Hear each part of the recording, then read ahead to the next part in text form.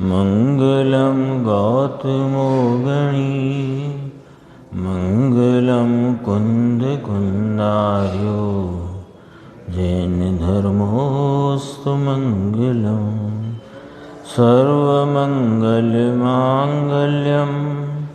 सर्वकल्याणकारकं प्रधानं सर्वधर्माणां जैनं जयतु शासनं। मैं नमो तीर्थनायक को, नमो ओंकार वाणी को, नमो उन कुंद प्रभु को जिन्होंने ओंकार धारण की। अहो उपकार जिनवर का, कुंद का दिव्य वाणी का, जिन कुंद ध्वनि दाता उन कहान स्वामी का। नमः समय साराय स्वानुभूत्या चकासते, चित् स्वभावाय भावाय सर्वभावांतरचिदि।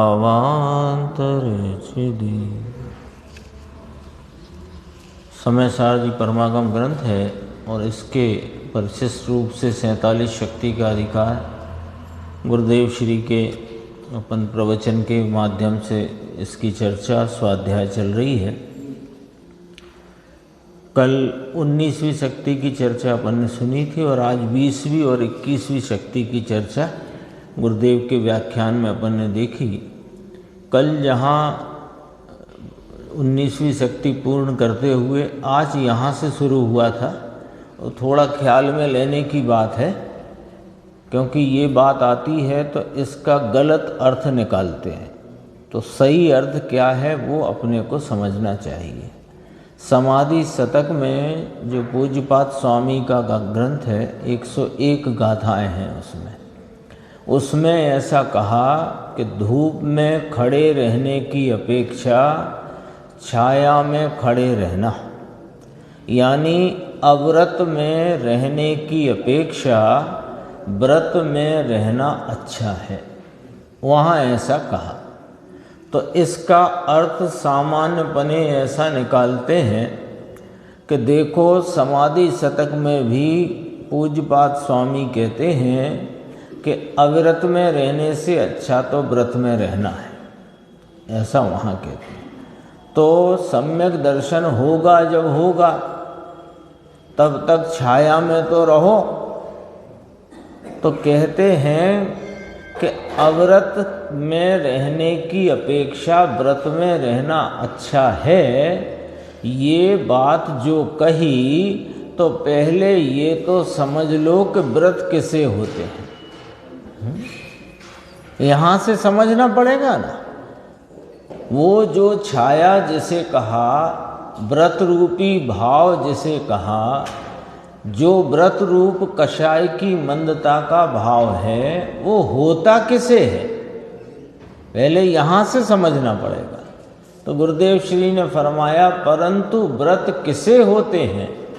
क्या अज्ञानी को व्रत होते हैं? जब अज्ञानी को व्रत होते ही नहीं हैं तो उसे कोई आचार्य भगवान क्यों करके ऐसा उपदेश देंगे कि तू व्रतों में की छाया में रह, जैसे होते ही नहीं है। घोड़े से कोई कहता नहीं है कि पानी लेके आओ, और 4 साल के बच्चे से कहते हैं कि पानी लेके आओ। फर्क क्या है कि जिसे जो भाव होता है वो उसको कहा जाता है ना। तो व्रत किसे होते हैं? प्रश्नवाचक।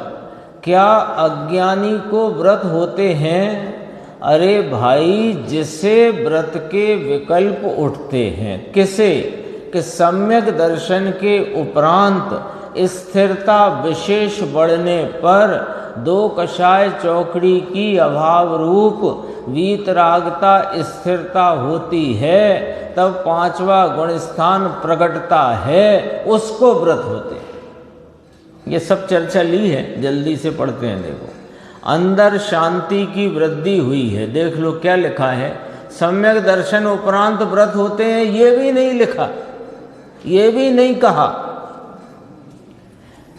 अज्ञानी को तो होते ही नहीं, ये बात तो स्पष्ट ही है, पर सम्यक दर्शन उपरांत होते हैं, ये भी नहीं कहा। सम्यक दर्शन उपरांत अंदर शांति की वृद्धि हुई है, उसे छाया है, उसे व्रत है, उसको व्रत है। अब वे लोग ऐसा ले लेते हैं, देखो व्रत को छाया कहा, परंतु किसको है वो व्रत, किसको है वो छाया? सम्यक दृष्टि में अवरत रूप से रहना, इसकी अपेक्षा, अब सम्यक दर्शन हुआ तो उसको कहते हैं तुम अंदर शांति बढ़ाओ, और अंदर में शांति बढ़ा करके छाया में आओ, उसको कहते हैं। अज्ञानी को कैसे कह सकते हैं? तो कहा इसकी अपेक्षा व्रत का जो विकल्प आता है वह छाया है, तो उसकी स्थिति अंदर में शांति की वृद्धि की होती है। अब देखना नीचे क्या कहा, चौथे गुण स्थान में सर्वार्थ सिद्धि का देव एक भवतारी है, उसकी अपेक्षा व्रत के विकल्प जिसे उत्पन्न हुए उसकी शांति पंचम गुण स्थान में, यानी जो पंचम गुण स्थान वर्ती श्रावक है, जिसको व्रतादि के परिणाम उसकी भूमिका में होते हैं, उसको सर्वार्थ सिद्धि के देव से विशेष शांति है ना। वो भले यहाँ पांचवें गुण स्थान वाला जो व्रती है वो अभी विवाहित हो, घर गृहस्थी में रहता हो, व्यापार आदि भी करता हो, उसको शांति सर्वार्थ सिद्धि के देव से विशेष है। सर्वार्थ सिद्धि के देव जो 33 सागर तक तत्व चर्चा के सिवाय कुछ करते नहीं, जिन्हें भोजन आदि का कोई बनाने का तो छोड़ो, लेने का विकल्प भी आता नहीं। 33,000 वर्ष में एक बार विकल्प आता है, कंठ में अमृत झरता है, बात खत्म। उससे बहुत ज्यादा असंख्यात गुनी शांति पंचम गुण स्थानवर्ती व्रती को है, ये वाली बात यहाँ कही। तो ये अपेक्षा से उसको छाया कहा और अविरत को धूप कहा। लेकिन ये बात लगेगी किसको कि जिसको सम्यक दर्शन है उसको ही अविरत कहेंगे, और जिसको पंचम गुण स्थान में व्रत आदि है उसको छाया कहेंगे। ये समझना बात को। चौथे में व्रत कहाँ है? चौथे का नाम बताओ आप। चौथे गुण स्थान का नाम क्या? अविरति सम्यक दृष्टि। अज्ञानी को है ही नहीं। अरे एक गजब की बात सुनो कि अज्ञानी को अविरति भी नहीं, तो क्या विरति है कि ना? अविरति है कि ना? उसे अविरति विरति नाम संज्ञा के भेद अज्ञानी की भूमिका में है ही नहीं। ये अविरति और व्रति का भेद तो जब सम्यक दर्शन होकर स्वरूप संचेतन पूर्वक अपने चिदानंद स्वामी की, इस चैतन्य नाथ की जब प्रतीति हुई, वहां से अविरति और विरति नाम का भेद पड़ता है। अज्ञानी को अविरति, देखो यहां से समझेंगे ना तो समझ में आएगी। अज्ञानी को अविरति भी नहीं है, विरत की तो बात दूर है। तो वो अज्ञानी के जो कुछ भी कार्यक्रम हैं विकल्पों का, भले वो मंद कषाय रूप हों अथवा तीव्र कषाय रूप हों, वो वास्तव में किसी मर्यादा में बंधते ही नहीं। वे तो अदवा तदवा हैं, उनका कोई हिसाब जिनवाणी में है नहीं, क्योंकि उसकी ही भूमिका नहीं है ना कोई इसके लिए।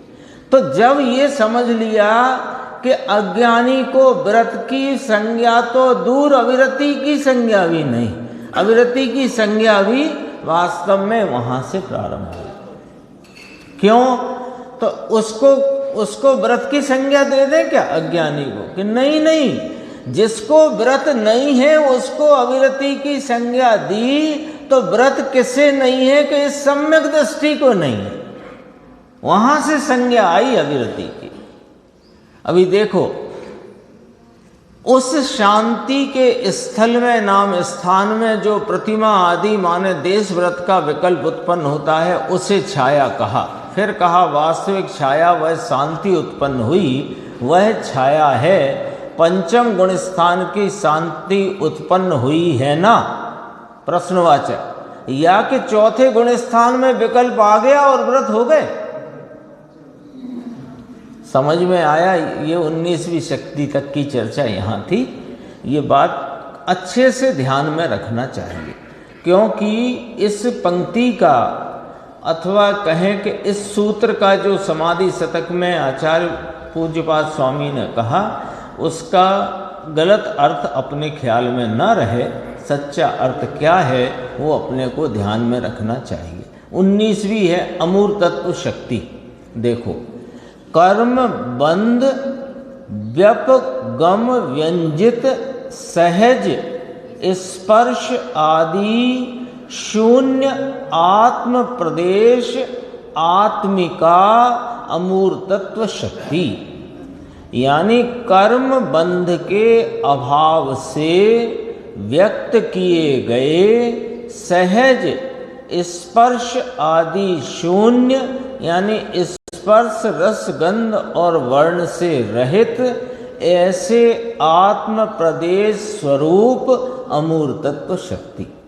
अब यहाँ बात आती है कि आत्म प्रदेश तो अमूर्त स्वरूप ही है, तीनों काल। आत्म प्रदेश तो अरूपी ही है तीनों काल। आत्म प्रदेश माने आत्मा का विस्तार। तो आत्मा का जो असंख्यात प्रदेशी विस्तार है उसको आत्म प्रदेश कहा। वो आत्म प्रदेश तो तीनों काल स्वरूप से ही अमूर्ति है, वह तो अमूर्त स्वरूप है, अरूपी है। तो फिर वहाँ अमूर्तत्व शक्ति का विकास या स्फुरण या उछलना या परिणमन हुआ, वो क्या कहना चाहते हैं, वो समझना पड़ेगा। और आगे कहा कर्म बंध के अभाव से, यानी क्या कर्म बंध के कारण से यह जीव मूर्तिक हो गया है,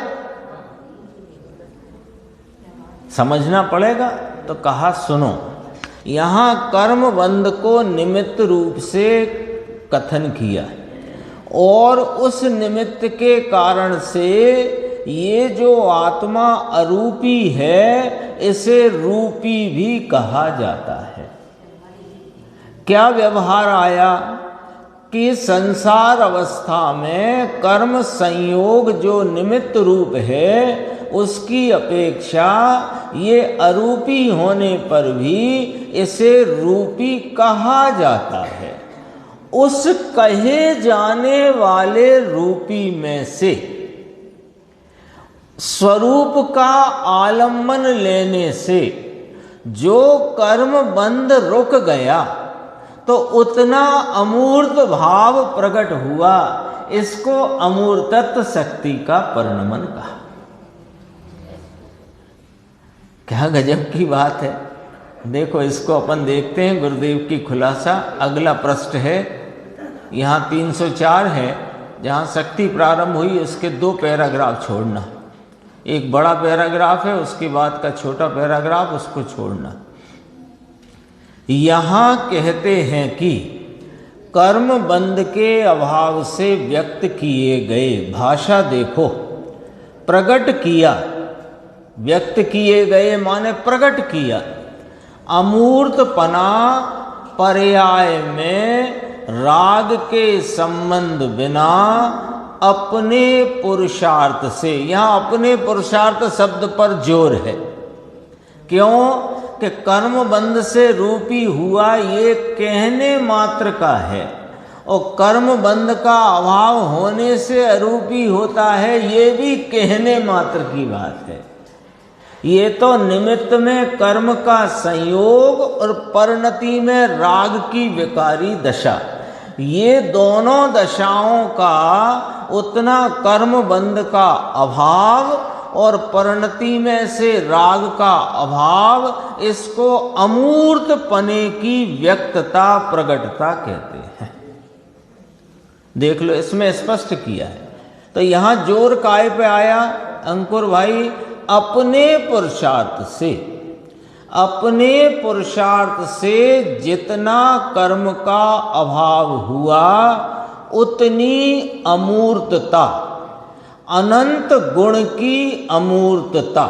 ये क्या बात कि जितने गुण हैं आत्मा में, ज्ञान दर्शन सुख चारित्र वीर्य आदि अनंत, वे सब गुण अमूर्त हैं। अमूर्त वस्तु के गुण अमूर्त और मूर्त वस्तु के गुण मूर्त, ये सिद्धांत है। देखो, अनंत गुण की अमूर्तता व्यक्त रूप से अंश में प्रकट हुई, समझ में आया? ऐसे आत्म प्रदेश स्वरूप, क्या कहा? आत्म प्रदेश रूप, आत्म प्रदेश अरूपी का परिणमन उसमें हो गया। ल्यो आत्मा के आत्म प्रदेश रूप विस्तार में अरूपी पने का परिणमन हो गया। तो महाराज ये तो सदैव ही अरूपी है।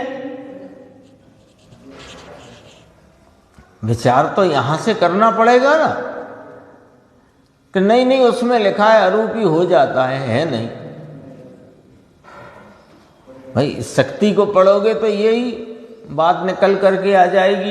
यदि आगे पीछे का विचार में नहीं लेंगे तो यही बात निकल के आएगी कि अरूपी का परिणमन हो गया। तो आत्म प्रदेश कैसे अरूपी होता है? कर्म बंध के अभाव से अरूपी होता है। तो क्या रूपी है?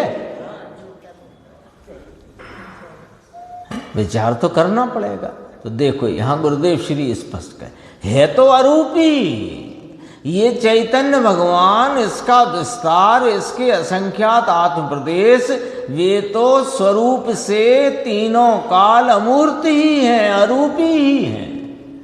परंतु कर्म के संबंध से उसे रूपी भी कहा जाता है। समझ में आया?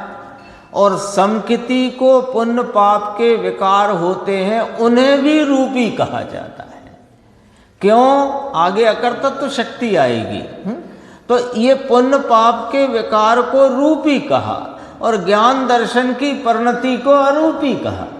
क्योंकि जो अरूपी आत्मा के स्वभाव रूप परिणाम अरूपी और अरूपी आत्मा के स्वभाव से विपरीत परिणाम इस रूपी के लक्ष्य से हुए हैं, सो बेरूपी। कोई कहे कि राग देश सर्वथा रूपी, कि नहीं भैया, समझना पड़ेगा।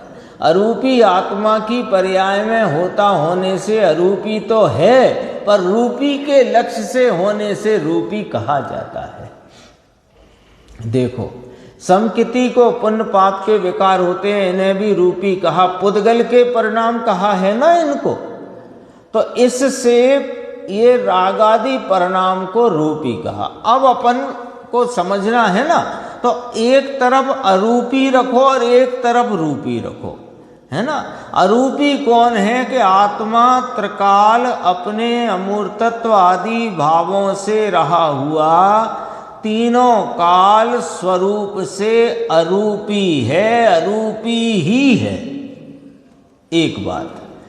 अब इसको संसार अवस्था में कर्म बंध का संयोग होने से इसको उन्हीं क्षेत्र में जहां आत्म प्रदेश का विस्तार है, उसी क्षेत्र में कर्म आदि का संयोग होने से इसे व्यवहार से, उपचार से रूपी कहने में आया है। एक।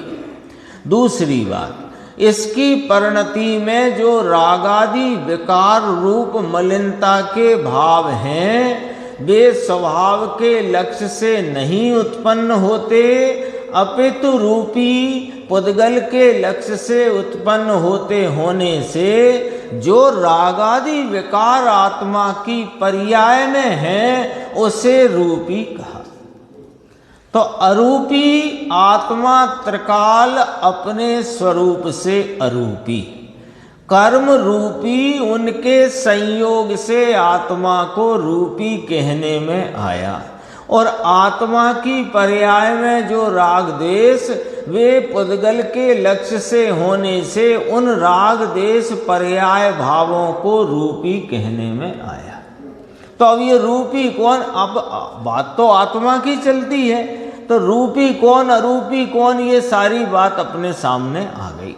अब बात आगे देखो कि जितना द्रव्य स्वभाव के ऊपर दृष्टि हुई, यानी जब वर्तमान उपयोग आदि अवस्थाएं इस द्रव्य स्वभाव का आलम्बन लेती प्रकट हुई, तो उसमें निमित्त में उतना कर्म का अभाव हुआ और परिणति में से रागादि मलिनता उतनी घट गई, मिट गई। तो वो कौन मिटा? रूपी संयोग मिटा, रूपी विकारी भाव मिटा। तो इतना इसके अमूर्तत्व भाव का, शक्ति का परिणमन पर्याय में प्रकट हो गया। ये है इसका अर्थ, ये इसका अर्थ है। द्रव्य स्वभाव के ऊपर की दृष्टि से अमूर्त शक्ति का भी उतने राग के अभाव रूप अमूर्तपना, शुद्ध का परिणमन व्यक्त रूप से नाम प्रकट रूप से होता है, समझ में आया। ये अमूर्त शक्ति का ये भाव है, अमूर्तत्व शक्ति। देखो एक बात गुरुदेव ने कही थी, अपन देख लेते हैं। 305 पेज आया यहाँ, जहाँ पढ़ रहे थे अपन उसके करीब 10-15 लाइन छोड़ के। समझाणु काई, गुरुदेव बोलते ना बीच बीच में, समझाणु काई। तो कहा काई का अर्थ क्या? इसमें तो किसी का लिखा हिंदी है ना, तो वो गुरुदेव तो क्या बोलते हैं, समझाणु काई। तो काई का अर्थ क्या? काई का अर्थ है, वो कहते हैं वास्तविक समझन का परिणमन तो भैया अलौकिक है, परंतु किस पद्धति से कहा जाता है, उस पद्धति की गंध आती है क्या, ये पूछते हैं हम। काई करके हम ये पूछते हैं कि जिस पद्धति से यहाँ पर वस्तु स्वरूप का, आगम की, अध्यात्म की बात का निरूपण चल रहा है, जिस पद्धति से, वो पद्धति की गंध आपको आई कि नहीं आई, इसका नाम है काई, समझाणु काई। दो तरह से बोलते हैं, समझाणु काई, कभी बोलते हैं समझाए छे, ऐसे बोलते। समझाणु काई, काई का अर्थ किस पद्धति से, उसकी पद्धति क्या है, ये कहने में आता है। उसकी गंध आती है कि यह इस प्रकार से है। अरे अनुभव हो जाए फिर वह तो प्रत्यक्ष समझन हो गई। अनुभव हो गया, वो तो समझ प्रत्यक्ष हो गई, पूर्ण हो गई, समझ पूर्ण हो गई। परंतु अनुभव से पहले भी क्या स्थिति है, द्रव्य की, गुण की, पर्याय की, उसकी स्वतंत्रता आदि इसके लक्ष्य में पहले आना चाहिए। कर्म से विकार होता है और विकार से दुख है, तब तो कर्म से दुख हुआ। कर्म से विकार और विकार से दुख, विकार तो दुख रूप है ना, तो विकार दुख रूप है। चालू करते कर्म से विकार मानो और विकार दुख रूप है, तो फिर दुख का कारण कर्म हुआ ना, तो कर्म से दुख हुआ, ये बात सिद्ध होगी। कर्म से विकार, विकार से संसार, तो कर्म से संसार हुआ, ये सिद्ध होगा। अरे संसार तो अपनी विकारी पर्याय है। ये वाली बात समझाणु काई के अंतर्गत इतनी चर्चा करी गुरुदेव ने। अब आई अपनी 21वें नंबर की शक्ति। देखो 20वें की चर्चा आ गई, 21वें। सकल कर्म कृत ज्ञातृत्व मात्र अतिरिक्त परिणाम करण उपरम आत्मिका कर्तृत्व शक्ति। दोबारा से इसको गुरुदेव ने प्रवचन पूर्ण करते करते 2-3 बार संस्कृत का ये पढ़ा, प्रवचन जब पूरा होता था। सकल कर्म कृत, अपन इसलिए पढ़ते हैं कि यहीं से जितना अर्थ निकले उतना निकालो, फिर नीचे से निकालेंगे, फिर गुरुदेव से निकालेंगे। सकल कर्म कृत, सकल माने समस्त, कर्म माने कर्म द्वारा किए गए, ज्ञातृत्व मात्र अतिरिक्त, इस ज्ञातृत्व भाव से अतिरिक्त जो भी सकल कर्म से किए गए परिणाम, उनके करण से उपरम, उनके करने पने से निवृत्त, ऐसी आत्मा की अकर्तृत्व शक्ति। देखो अब हिंदी, समस्त कर्मों के द्वारा किए गए ज्ञातृत्व मात्र भिन्न जो परिणाम, ज्ञातृत्व मात्र से भिन्न कर्मों के द्वारा किए गए, ज्ञातृत्व मात्र से भिन्न, से इसलिए लगा लिया समझने के लिए, ज्ञातृत्व मात्र से भिन्न जो परिणाम, उन परिणामों के कारण के, कर्तापने के उपरम स्वरूप, यानी उन परिणामों को कराने की निवृत्ति स्वरूप अकर्तृत्व शक्ति, जिस शक्ति से आत्मा ज्ञातृत्व के अतिरिक्त कर्मों से किए गए परिणामों का कर्ता नहीं होता, ऐसी अकर्तृत्व नामक एक शक्ति आत्मा में है। अकर्तृत्व शक्ति, अकर्तृत्व शक्ति में से ही क्रमबद्ध पर्याय की बात खड़ी होती है।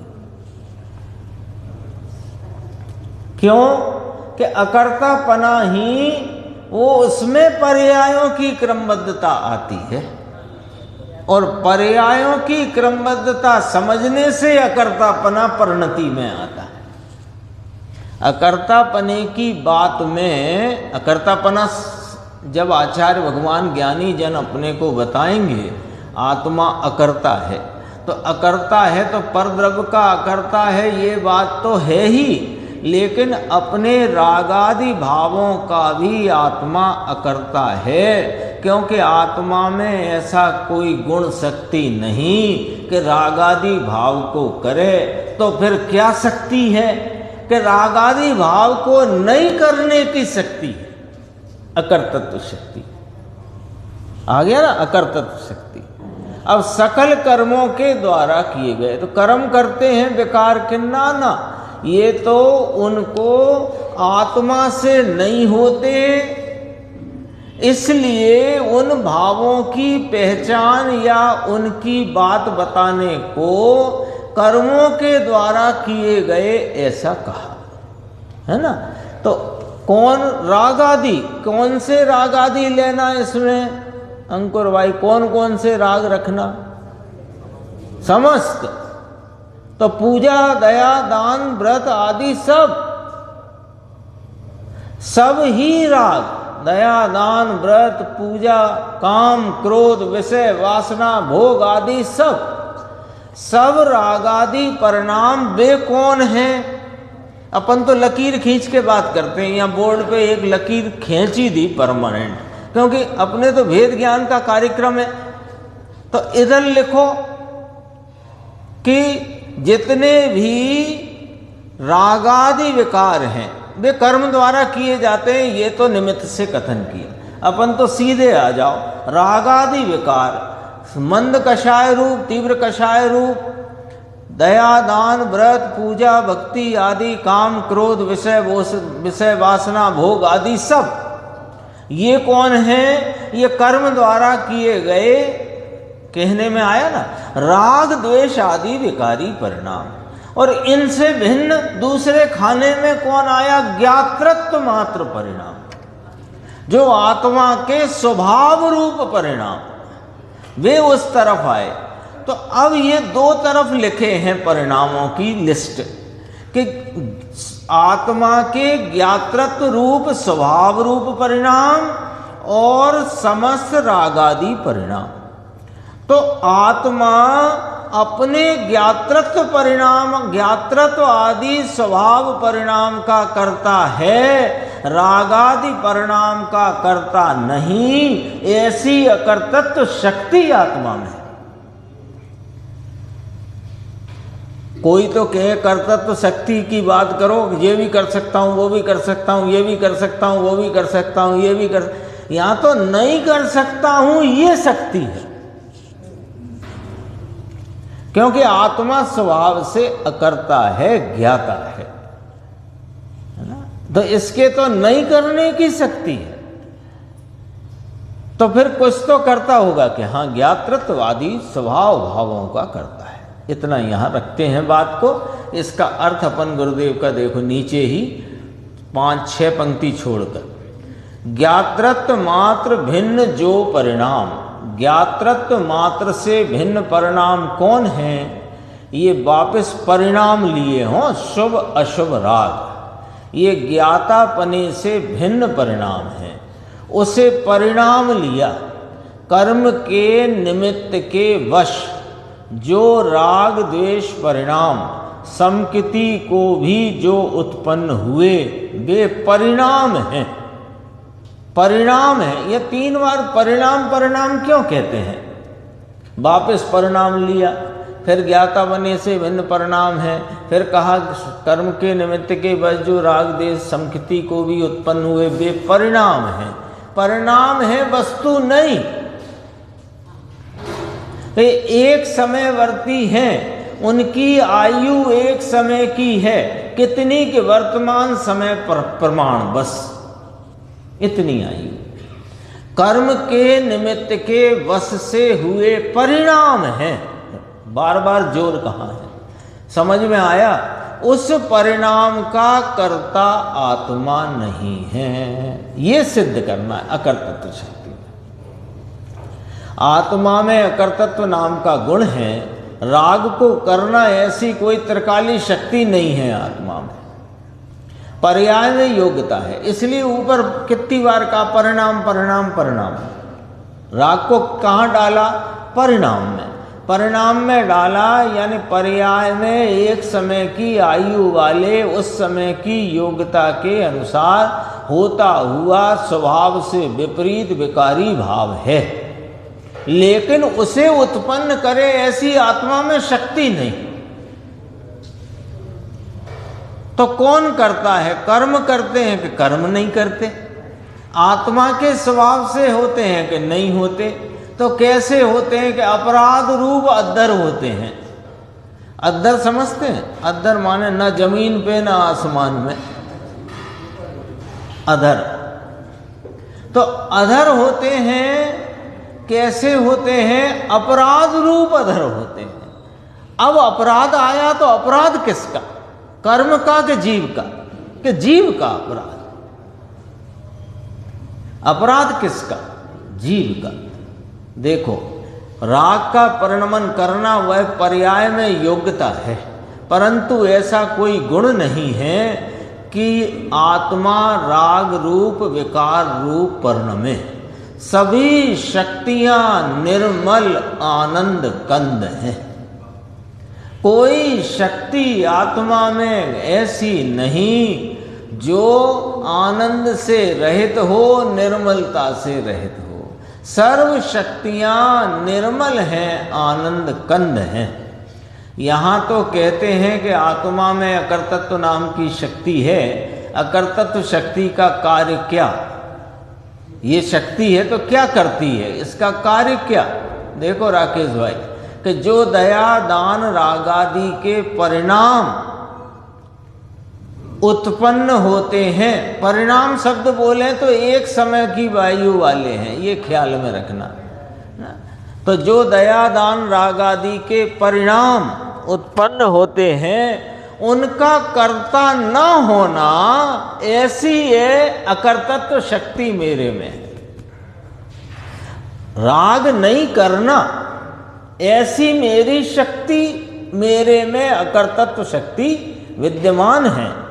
तो राग है परंतु उसका कर्तृत्व मेरा नहीं, ऐसी एक शक्ति मेरे अंदर है। ये बातें कहाँ सुनने मिलेंगी? सब यही सुना रहे हैं कि राग है, राग मिटाओ, राग है, राग घटाओ। यहाँ कह रहे हैं राग है पर राग को मैं करूं ऐसी शक्ति मुझ में नहीं।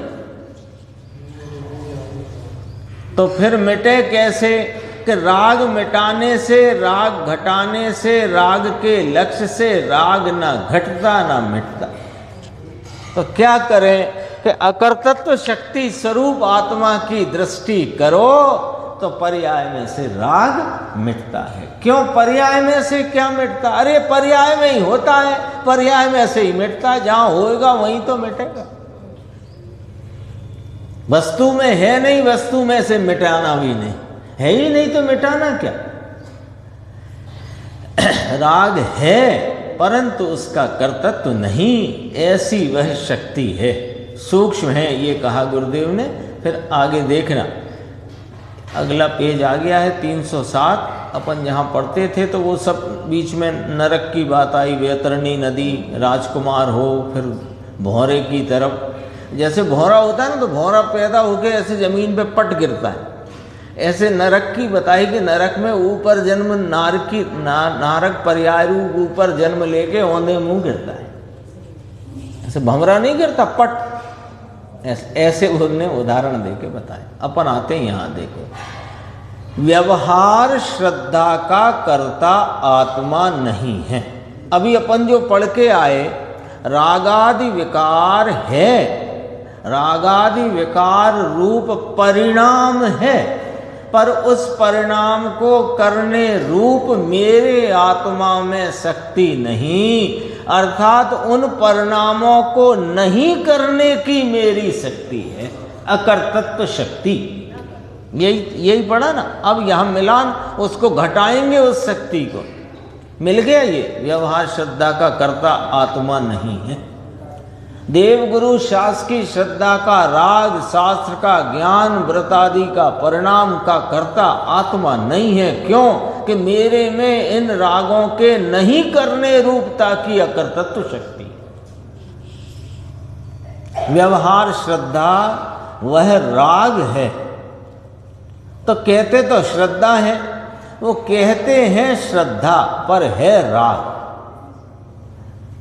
श्रद्धा के दो परिणाम नहीं होते, निश्चय राग, निश्चय श्रद्धा, व्यवहार श्रद्धा। श्रद्धा की दो रूपता होती है, विपरीत श्रद्धा और सच्ची श्रद्धा। ये प्रश्न उठा तो कहा यहां तो ऐसा कहने में आया था। अब समझ लेना जरा, स्पष्ट किया गुरुदेव ने। देव गुरु शास्त्र की श्रद्धा करे वह मिथ्यात्व नहीं है। देव गुरु शास्त्र की श्रद्धा वह मिथ्यात्व नहीं है, वह राग है, परंतु राग को धर्म माने वह मिथ्यात्व है। स्पष्ट किया ना। एक चर्चा और थोड़ी सी है, फिर अपन आते हैं अपने कल का प्रश्न भी रह गया है। देखो 310 पेज आया। ये जो पहली गाथा की गुरुदेव ने चर्चा ली थी ना, बंदित्व शब्द सिद्ध ध्रुव मचल मणो ओम गदिम पत्ते, उसके बाद देखना, ज्ञातृत्व मात्र भिन्न जो परिणाम मिल गया है ना। चाहे तो तीर्थंकर गोत्र बांधने का भाव हो, परंतु वह ज्ञाता दृष्टा से भिन्न परिणाम है। बस ये निर्णय तो करो। ये जो अपन दिन भर व्यापार करते हैं, दिन भर ग्राहकों की भीड़ लगी हो, दिन भर पैसे का लेन देन हो, ग्राहक आता है पैसे देते जाता है, व्यापारी आता है पैसा ले जाता है, खर्चा आदि का काम भी होता है, वो भी पैसे जाते हैं। फिर अपन शाम को बैठ के क्या करते हैं कि लिखते हैं ना कि बिक्री कितनी, पेमेंट कितना हुआ, खर्चा कितना हुआ। तो खर्चा खर्चे के खाते में डालो, पेमेंट व्यापारी के खाते में डालो, बिक्री बिक्री के खाते में डालो। इतना तो करते हो कि नहीं? तो यही काम यहाँ करना है। इससे अलावा कुछ नहीं करना है। बहनों का भी ऐसा ही है, झोले में सामान आया 20 प्रकार का, तो कौन सा कहाँ जाना है। नमक के डिब्बे में नमक, शक्कर के डिब्बे में शक्कर, दाल के डिब्बे में दाल। ऐसा तो होता नहीं कि दाल के डिब्बे में शक्कर और शक्कर के डिब्बे में नमक, नहीं होता ना। तो यही काम यहां करना है, इसके अलावा कुछ नहीं करना है। वहां सामग्री आती है दुकान पे, पैसा आता है, माल आता है, तो वहां भी छांट करके खतौनी, यहां भी छांट करके इसे भी खतौनी बोलो, जिस डिब्बे का माल उस डिब्बे में, ठीक है ना। तो यहां क्यों नहीं, यहां जो आए सो आने दो, आए सो आने दो, नहीं आया उसे जहां का है वहां जाने दो, तब जमावट होगी। जमावट होगी और वो जमावट सही है कि नहीं, इसको बराबर ख्याल में रखना। उसके लिए थोड़ा यहाँ मस्तिष्क में आंदोलन चलते रहना चाहिए, और जब वो सही जम जाए तो फिर प्रसन्नता होगी। देखो 16 कारण भाव, दर्शन, विशुद्धि आदि, इसे कौन से खाते में डाल दें?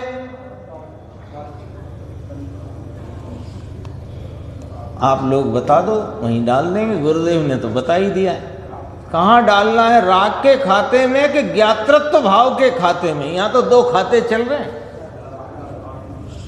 राग के खाते में डालना कि ज्ञातृत्व भाव के खाते में।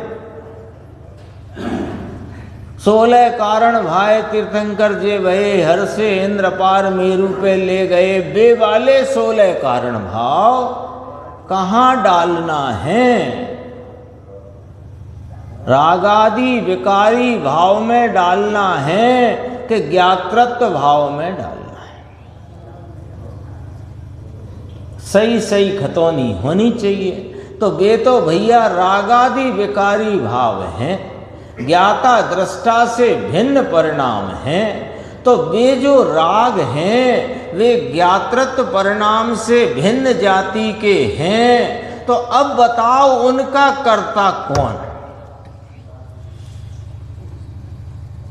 खाता तो सही खोला आपने, सही खाते में ले गए, लेकिन अब बताओ, यहां तो कहते हैं कि ज्ञातृत्व परिणाम से भिन्न जो कर्म द्वारा किए गए, यानी कि रागादि विकार, वे रागादि विकार के कर्तापने से यह आत्मा अकर्तृत्व रूप है।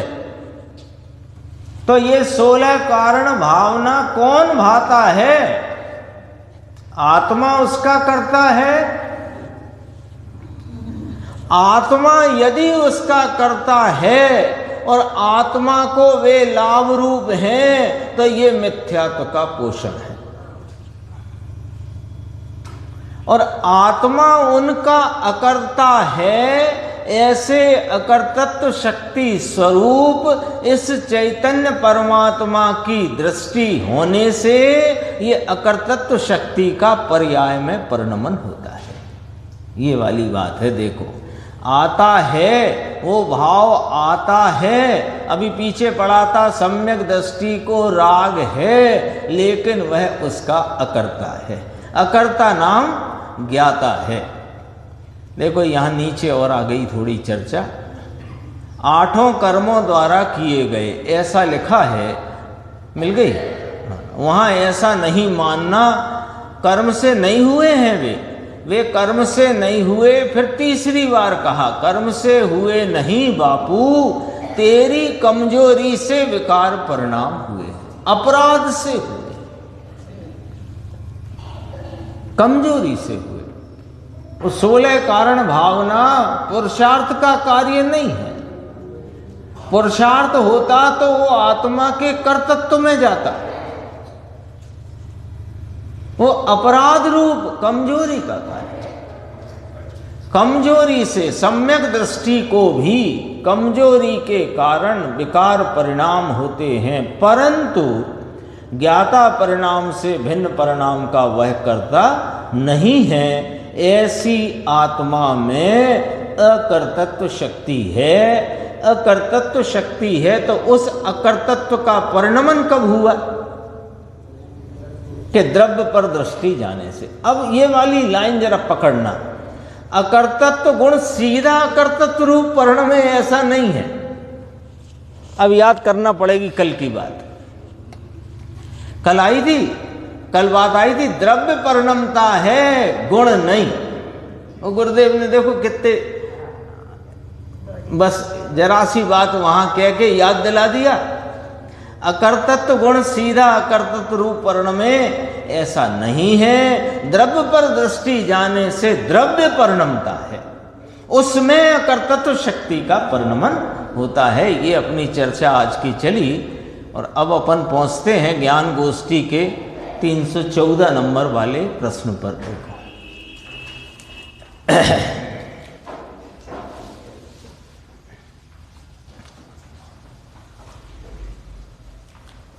पढ़ना शुरू करता हूं मैं। देखो प्रश्न है, ये प्रश्न कहाँ से आया, थोड़ा ये देखते हैं। अपने ये सम्यक चारित्र का प्रकरण अपन ने शुरू किया था कल, चूंकि ज्ञान गोष्ठी की चर्चा नहीं हुई थी, आज अपन अभी करते हैं।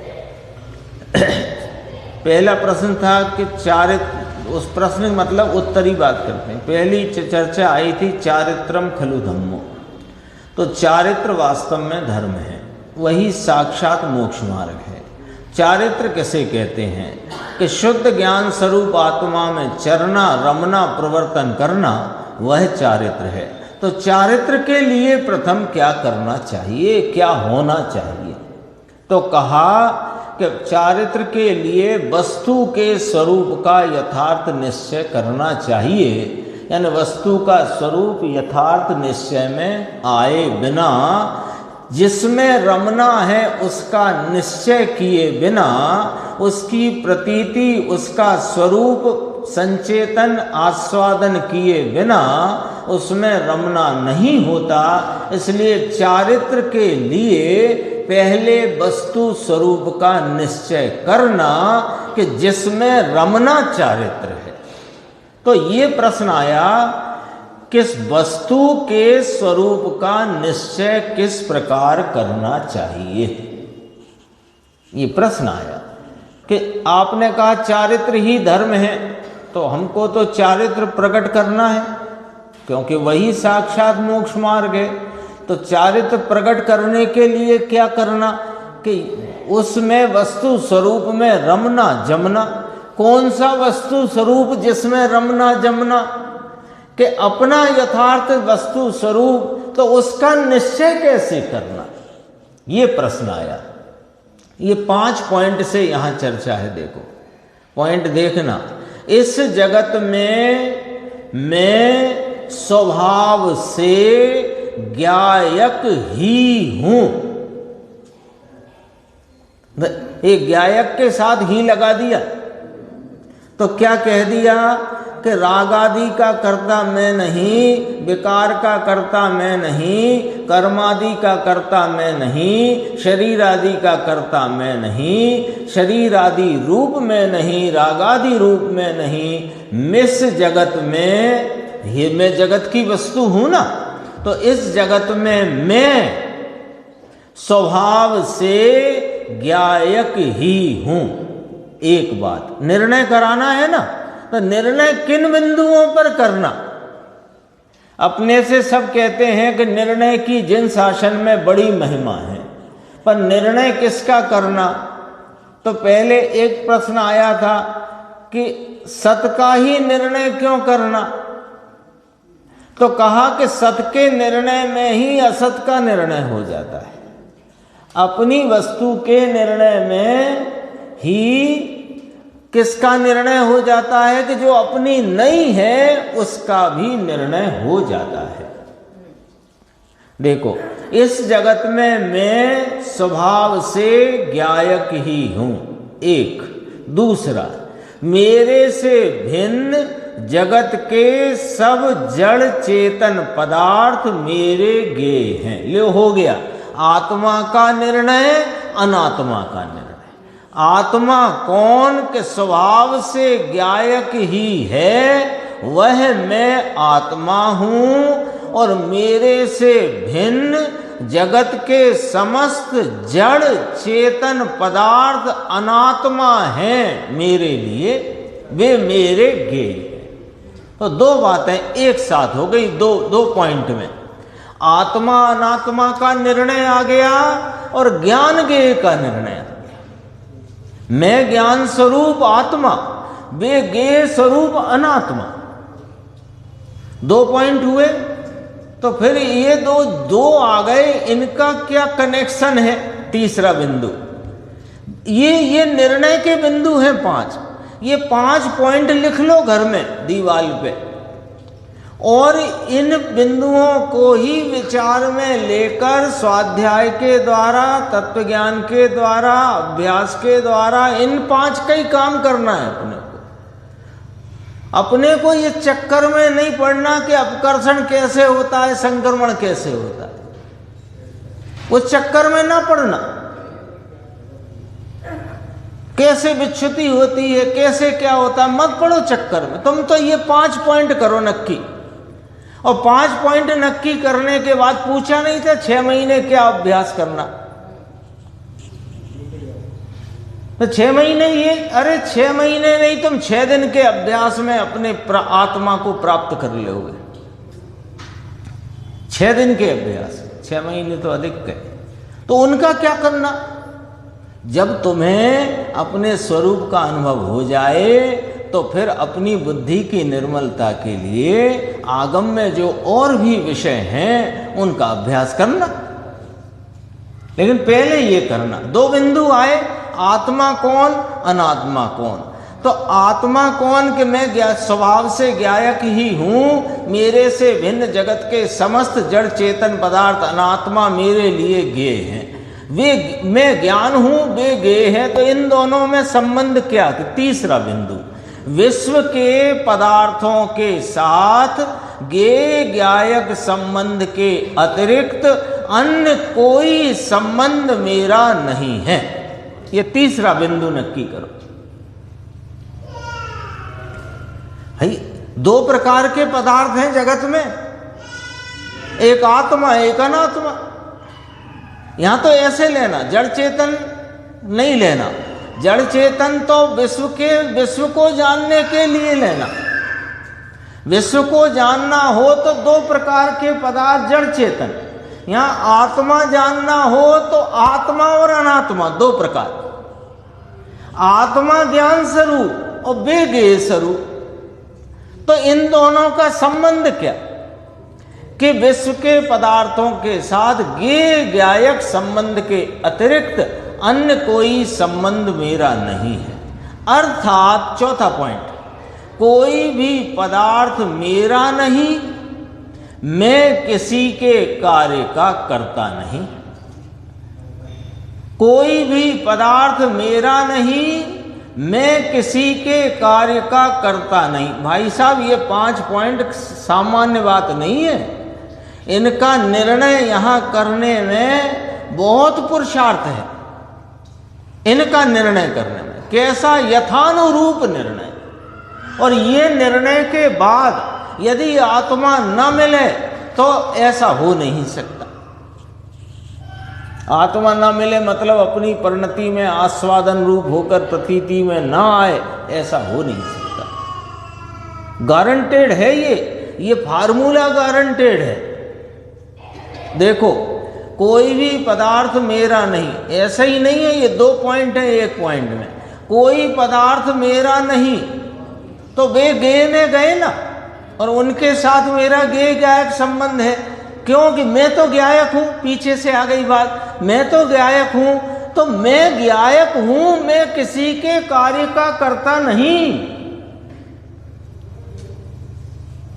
तो वे भी तो साहब परिणम रहे हैं, उनमें भी तो प्रति समय कुछ ना कुछ परिणाम हो ही रहा है, कार्य हो रहा है। तो वे उनका कार्य कैसे हो रहा है ये भी निर्णय करना पड़ेगा, नहीं तो अपने करने पने का वहां पर भ्रम रहेगा। तो का सुनो, प्रत्येक पदार्थ अपने स्वभाव सामर्थ्य से ही उत्पाद व द्रव्य स्वरूप से परिणमित हो रहा है, उसके साथ मेरा कोई भी संबंध नहीं। आता है ना वो पूजा में, जड़ चेतन की सब परिणति प्रभु अपने अपने से होती है, ये वाली बात। पूजा में तो रोज पड़ी, अपन मानते क्या रहे, जड़ चेतन की सब परिणति अपने से ही होती है, अपने अपने में होती है, ये वाली बात यहाँ कही। प्रत्येक पदार्थ अपने स्वभाव सामर्थ्य से उसमें भी परिणमन शक्ति है, वह भी अपनी परिणमन शक्ति नाम उत्पाद व द्रव्य स्वरूपता से, वह भी अपनी द्रव्यता से रहता हुआ अपने उत्पाद व भावों से, उत्पाद व रूप शक्ति से परिणमित हो रहा है।